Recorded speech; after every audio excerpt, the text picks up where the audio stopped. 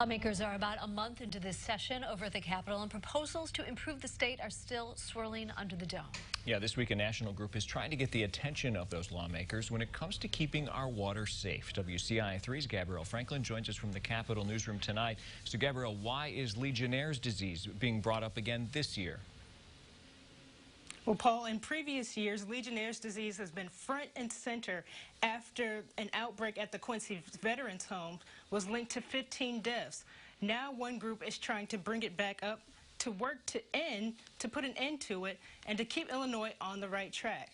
The Alliance to Prevent Legionnaires' Disease is a national nonprofit made up of experts who push for ways to end the spread of the disease.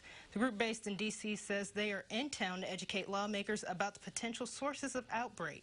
Group leaders are calling on lawmakers and the public to look at every case of the disease, not just the ones that happen as a group. We're focused on bringing down the number of cases of Legionnaires' disease, and we're having a hard time sustaining a focus on policies that actually address all the cases and not just outbreaks.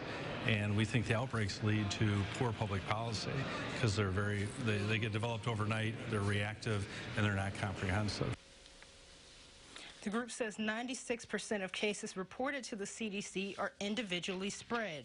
Now, the group says the number of cases have increased in Illinois over the past 5 years, but they say that's not exclusive to the state. They say that the number of cases have picked up nationally, and the only way to really start to prevent this disease is through education.